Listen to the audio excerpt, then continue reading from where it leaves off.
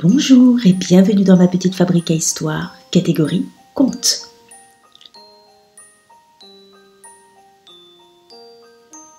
Aujourd'hui, nous suivrons l'histoire d'un marin qui se retrouvera face à une sorcière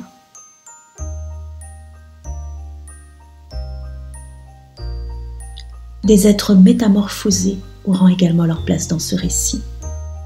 Et l'objet magique sera une théière.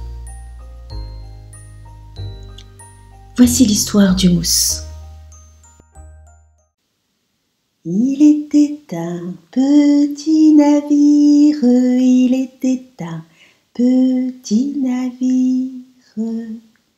Qui n'a jamais chanté cette cantine enfantine d'une voix guillerette, totalement insensible au sort du pauvre marin, désigné par le destin pour être mangé. Un pauvre mousse, engagé, si jeune sur les mers. Sans doute rêvait-il d'aventure et de voyage, sans doute ignorait-il tout de la rudesse de la vie de marin. Je l'imagine, assez grand pour ses 15 ans, le crâne fraîchement rasé, comme il était d'usage à l'époque, son certificat d'apprentissage maritime fièrement brandi, ses yeux bleus pétillants d'excitation. Oui, il était une fois ce jeune mousse prénommé James qui s'engageait à bord du Jolly Roger, un man of war, navire de guerre du XVIIIe siècle, avec ses belles voiles et ses 74 canons rutilants. Avec sa flotte nouvellement mise à flot, il constituait le fleuron de la Royal Navy, faisant bomber le torse des 800 hommes engagés à bord. Son commandant, nommé Smith, seul maître à bord après Dieu, était assisté d'officiers, de seconds, de lieutenants, de chirurgiens, de maîtres, de quartiers-maîtres et bien sûr, de mousses. Ils étaient une 60aine et comme James, ils sortaient tout juste de l'école maritime, prêts à vivre leur première expérience en pleine mer. Ils devaient se rendre aux Indes et pourtant, le voyage, pouvant durer de 18 à 48 mois, n'effrayait nullement le jeune mousse. James ne s'était pas vraiment engagé par gaieté de cœur.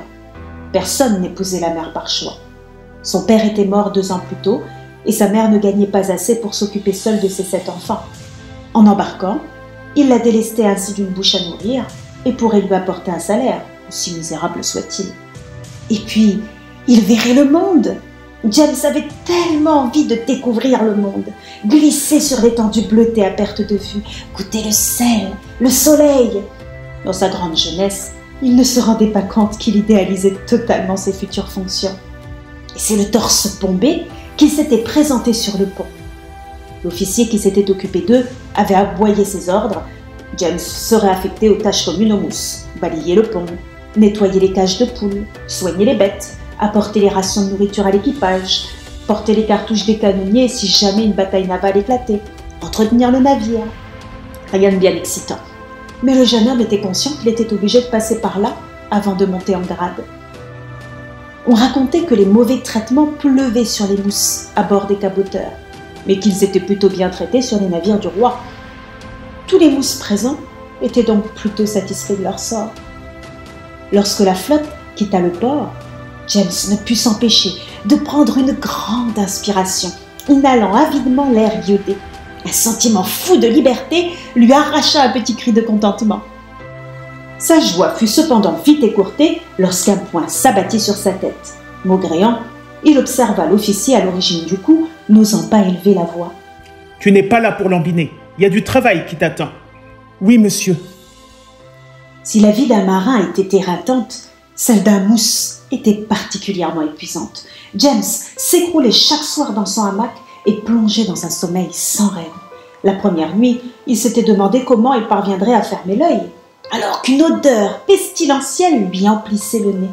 En effet, les mousses dormaient sur le premier pont en compagnie, préparez-vous, de 500 poules, 8 bœufs, 2 vaches à lait, 4 truies, 1 verra, 12 cochons, 24 dindes, 48 canards, 24 moutons, 12 oies, 6 veaux et 36 pigeons. Sans parler de l'odeur de sueur, d'humidité, même des commodités. Mais James s'était finalement rapidement adapté et accommodé à sa nouvelle vie. Et puis, ces animaux-là étaient plus faciles à supporter que les puces, les scorpions, mille-pattes, cafards et autres rats, ou même que certains marins. Cela faisait maintenant plusieurs mois qu'ils avaient quitté le port, et ils avançaient avec prestance vers l'océan Indien. Pour une raison que James ignorait, certains officiers aimaient particulièrement le chahuter. Il avait remarqué qu'il n'était pas le seul mousse à servir de souffre-douleur aux plus gradés. Mais il avait l'impression de s'être attiré les foudres des officiers les plus vindicatifs. James tâchait toujours de se tenir éloigné d'eux. Mais lorsqu'il n'y prenait pas garde, ces derniers prenaient un malin plaisir à le frapper et à gâcher son travail. Ce matin-là, alors que James ouvrait les cages des poules pour récupérer les œufs, l'un d'entre eux paraissait particulièrement en colère. Comme à son habitude, James tenta de ne pas se faire remarquer, mais l'autre tendit vers lui un index assuré. « Toi, viens là. » Être mousse signifiait être au service d'absolument tout le monde sur le bateau. James ne pouvait pas se soustraire à un ordre. Baissant humblement la tête, il reposa précautionneusement ses œufs dans son panier et s'approcha. « Des rats ont attaqué les vivres. Tu n'as pas pris soin des stocks comme il le fallait, idiot !» C'était une accusation terriblement injuste. James n'était pas commis aux vivres, mais la pluie de coups qui suivirent la brimade l'empêchèrent de répondre. « Attrape-nous ces rats et tue-les proprement avant de les remettre au boucher. » James savait que les rats protégeaient du scorbut et qu'on en consommait donc naturellement sur les bateaux lorsque la nourriture fraîche venait à manquer. Mais il n'en avait encore jamais attrapé et il ignorait complètement comment s'y prendre. Le cuistot, ou un revêche, lui avait appris qu'il y avait des nasses à la cale, des sortes de pièges. James avait donc pris sur lui de descendre dans les bas-fonds écœurants du navire, où l'odeur infecte d'une eau noirâtre et stagnante se mêlait à celle, nauséabonde, des conserves. Il avait bel et bien trouvé les nasses et, s'aidant de miettes de biscuits secs, il avait disposé des pièges à plusieurs endroits du navire qui lui paraissaient stratégiques. Au bout de quelques heures, 4 gros rats avaient été pris au piège et il n'avait pas été peu fier de les ramener au boucher. « Ils sont encore vivants !» pesta-t-il. James n'avait jamais fait de mal à qui que ce soit, ni même à quoi que ce soit. Le boucher avait soufflé. « Va falloir t'endurcir, petit gars. » avait grogné le boucher en frappant sur la tête d'un rongeur à l'aide d'une massue. Cet après-midi-là, les vents s'étaient levés et James était encore totalement mouillé lorsqu'il avait rejoint le hamac où il dormait. Son quart étant fini, celui de son coéquipier commençait. Et ce dernier quitta la couchette sans un mot, son odeur humide flottant derrière lui. James était frigorifié. Pourtant, il s'endormit comme une souche. Des profondeurs de l'abîme dans laquelle il s'était enfoncé, un cliquetis étrange, régulier, retentit, avant qu'une horrible brûlure ne le réveille. Dans un hurlement incontrôlé, James se redressa, observant avec effarement sa main gauche, rouge et douloureuse, maintenue par 3 officiers qui l'observaient, hilars. L'un d'eux tenait une théière à la main, répandant encore un peu son contenu sur lui. Rigolant méchamment, il cessa sa sordide besogne pour rapprocher la théière du visage de Mousse. La chaleur qui s'en dégageait était effrayante. « Va falloir t'endurcir, petit gars. À ce qui paraît, t'es trop gentil pour tuer un rat ?» Les 3 officiers le lâchèrent brutalement, s'esclaffant. L'un d'eux sortit de sa poche une montre à gousset. La douleur pulsait dans la main de James qu'il tenait à présent contre lui. « Ça va être l'heure. » grogna l'officier à la montre à gousset, visiblement déçu. « On te surveille, méfie-toi. » cracha celui qui tenait la théière. « Et pas un mot. » James avait essayé de supporter la douleur, mais elle irradiait tant qu'il avait été obligé de visiter un chirurgien avant de reprendre son quart. Le médecin avait été effrayé en voyant la brûlure, mais le mousse avait serré les dents, assurant s'être brûlé lui-même accidentellement. La peau de sa main avait noirci et d'énormes cloques étaient apparues. Sa main était recouverte d'un corps gras et bandé chaque jour. La douleur ne le quittait cependant pas et il était incapable de bouger les doigts. Le médecin avait parlé d'une amputation s'il ne guérissait pas correctement, ce qui avait effrayé James. Malheureusement pour lui, être blessé ne le dispensait pas de travail et les nuits se teintaient de plus en plus d'angoisse. James ne dormait plus que d'un œil, alors que les officiers s'amusaient à venir coller la théière chaude contre ses pieds, ses bras ou même sa joue. Il ne s'était pas aventuré à le brûler une fois de plus, mais il laissait planer la menace, heureux de voir la terreur dans le regard du pauvre mousse. James était à présent de plus en plus pressé d'accoster, son regard fouillant l'horizon à chaque instant. Mais le navire paraissait perdu dans l'horizon, alors que des nappes de brouillard de plus en plus fréquents venaient le recouvrir. Un matin, l'agitation fut plus que perceptible lorsque l'équipage s'aperçut que leur navire glissait seul, tranchant dans son sillage une mer étrangement calme. Plus aucun autre vaisseau de la flotte n'était visible. Ils ne doivent pas être bien loin. Cette purée de poids continuelle nous cache sûrement à la vue les uns des autres, attendant des cieux plus cléments, assura le commandant Smith.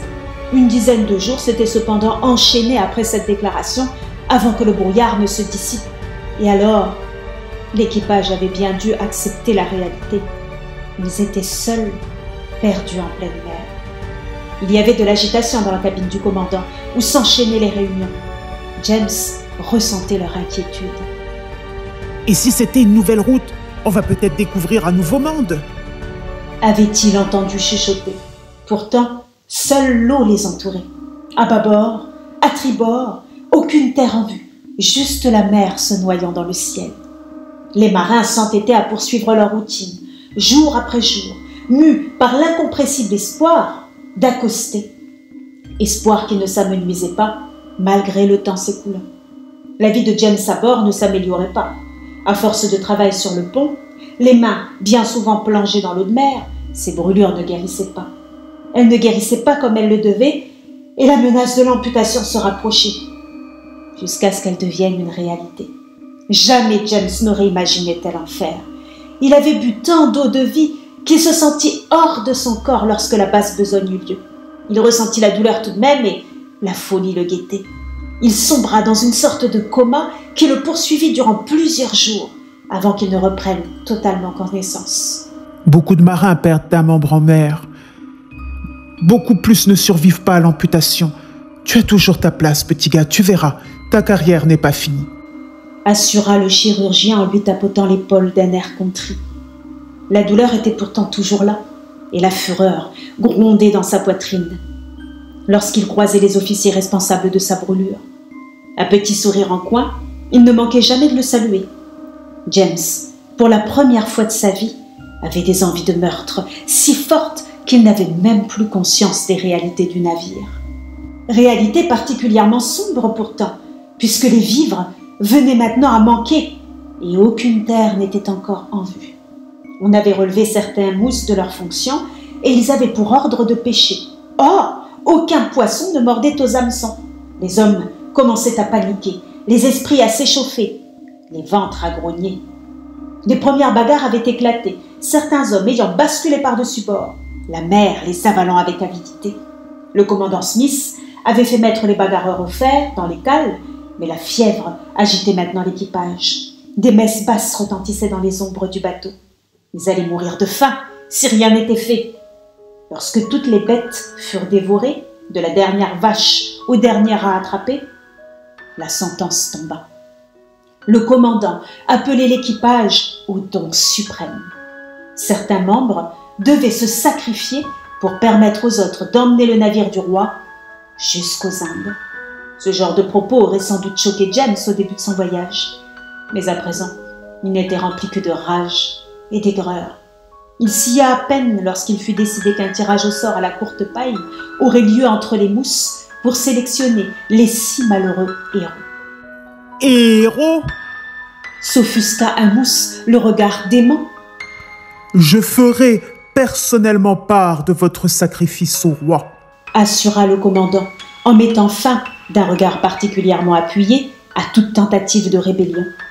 L'officier à la théière que James détestait tant fut chargé de couper le foin puis d'amener de la paille soigneusement assemblée en bouquets pour que chaque mousse puisse en cueillir une. Lorsqu'il s'approcha de James, le jeune mousse sut que son sort était scellé. Les 6 plus petites pailles seraient sacrifiées. Et il venait d'en tirer une. L'incompréhension, l'abattement, la peur, la colère, James était comme paralysé, incapable de se mouvoir, alors que plusieurs hommes se jetaient sur lui pour l'attacher. Par chance, Si tant est qu'on puisse dire qu'il était chanceux, il ne serait pas le premier à être mangé. 2 autres mousses qui avaient tenté de se défendre avaient été assommées en bonne et due forme et avaient été transportées pour... Quoi? Être tuées? Dépecées? Cuisinées? James en avait la nausée. Il devait absolument faire quelque chose. Cette traversée lui avait déjà coûté une main. Il était hors de question qu'elle lui coûte également la vie. Les cordes, cependant, étaient particulièrement serrées. James essayait d'accrocher les regards de ses camarades libres, espérant les attendrir, mais personne n'osait lever les yeux vers eux. Un de ses camarades priait, rappelant aux matelots autour d'eux que manger de la chair humaine était un péché. Mais si la culpabilité semblait tarauder l'équipage, personne ne vint les aider. James s'échinait donc à remuer ses membres sans arrêt, dans l'espoir de desserrer les liens. Il vomit lorsque de douces odeurs de viande grillée vinrent caresser ses narines, réveillant son estomac, son esprit, réalisant avec horreur les sombres implications de ce festin. Il refusa de manger, redoublant de rage et de hargne pour se libérer. Ses forces cependant le quittaient, et il n'était pas rare qu'il s'endorme, se réveillant avec sursaut, craignant qu'on ne vienne déjà le chercher. La terreur monta d'un cran une nuit, lorsque la chaleur de la théière vint enflammer son ventre. Il était là, l'officier qui avait versé l'eau brûlante sur sa main, un regard et un sourire mauvais dessinés sur son visage. Je voulais que tu saches. On va venir te chercher demain. On va te tuer, te saigner, te dépecer. Et puis après, on va te dévorer. Il riait, visiblement amusé par la terreur qui s'agrandissait sur le visage de James. L'horreur, cependant, laissa rapidement sa place à la fureur. La rage sembla décupler sa force, alors que James parvenait enfin à extraire sa main valide de ses liens. Son poing s'abattit encore et encore sur le visage de l'officier, qui maintenant était couché sur le dos, le visage ensanglanté. James lui prit la théière des mains et, dans un geste de rage, vida son contenu sur le visage et le torse de l'homme qui se mit à hurler. Ses cris allaient attirer l'attention. James se débarrassa le plus rapidement possible de ses liens, libéra ses 4 camarades, puis se jeta dans les ombres du bateau, serrant la théière contre lui dans un geste désespéré. Il entendait déjà les bruits de pas précipités se rapprochant, les cris des hommes découvrant l'officier et la disparition des mousses condamnées. Affligé, il prit conscience qu'après ce qu'il venait de faire, son destin était d'autant plus scellé. S'il parvenait à l'attraper, il le tuerait ce soir même. Une prière s'échappa de ses lèvres, s'écoulant en chuchotements implorants, glissant lamentablement vers le ciel. En vain, l'horreur devenait de plus en plus palpable. Aidez-moi, aidez-moi. Étonnamment, l'objet se mit à étinceler, puis à devenir chaud, encore plus chaud, carrément brûlant même, le forçant à le lâcher. La théière devenait rouge et fumante, alors qu'une silhouette apparaissait dans l'ombre à ses pieds. James sursauta lorsqu'il s'aperçut qu'une ombre plus obscure que jamais s'étendait sous lui, prenant la forme d'une femme dont les yeux d'ombre étaient plus sombres que les ténèbres. La créature d'ombre, se mouvant à sa guise, se redressa et s'approcha de lui. « De l'aide !» susurra-t-elle d'une voix qui semblait constituée de vent. « Je peux t'en apporter. » « Qui es-tu, sorcière ?»« Celle qui peut te sauver la vie. » Comment pourriez-vous faire une chose pareille ?» La créature se mit à rire, amusée. « Si tu m'offres ton âme, je pourrai retrouver mon apparence humaine. Et en contrepartie, je t'offrirai une vengeance, une existence sans fin, aux commandes de ce bateau, avec suffisamment de vivres pour ne pas avoir à accoster. » Est-ce que je deviendrai comme vous, une ombre ? Non, tu conserveras ton apparence humaine. C'est un pacte ? C'en est un. Es-tu prêt à le sceller ? L'équipage, bruyant, se rapprochait de lui. James avait entendu qu'ils avaient déjà attrapé certains de ses camarades condamnés. Je vous donne mon âme. Le bruit d'un souffle très fort lui vrilla les tympans, tandis qu'un réel courant d'air faisait voler son bonnet. L'ombre avait disparu, laissant place à une femme très grande aux longs cheveux gris. « Levez-vous, capitaine James !» Elle observa son moignon quelques secondes avant de chuchoter quelques paroles incompréhensibles. James sursauta en voyant apparaître un crochet à la place de sa main perdue. « Hook, capitaine James Hook !» crochet en anglais. James se releva, étonné de sentir des cheveux souples et soyeux retomber sur ses épaules, dansant sous un grand chapeau de commandant. Autour de lui, tout l'équipage semblait avoir été attiré. Place à la vengeance! La plupart des officiers se métamorphosèrent en poissons, les matelots se jetant sur eux pour les attraper. « C'est un miracle, capitaine !» Personne ne semblait perturbé par cette nouvelle réalité, alors qu'ils s'empressaient de s'occuper du poisson. « On ne risque plus de mourir de faim! Terre en vue !» cria un mousse. « C'est une île, » acquiesça la sorcière. « Une terre qu'aucun adulte n'a encore foulée. Vous devriez bien vous amuser dans ces eaux, capitaine. » La femme lui posa la théière dans sa main valide, s'écriant « Ne la perdez pas, vous êtes à présent reliée. » Elle se métamorphosa en chauve-souris, s'élançant dans le ciel dans un vol gracieux. « C'est un nouveau monde, capitaine ?» James observait la théière, intrigué. « Je crois en effet que nous avons découvert de nouvelles contrées magiques. » J'espère que cette histoire vous a plu. Si c'est le cas, n'hésitez pas à liker la vidéo, à vous abonner et à actionner la petite cloche de notification pour ne pas louper les prochaines histoires. Si ces cartes vous ont inspiré, vous pouvez également les reprendre pour écrire votre propre nouvelle et me l'envoyer sur ma boîte mail mapetitefabriqueahistoire@hotmail.com. Je me ferai un plaisir de vous lire et de vous répondre.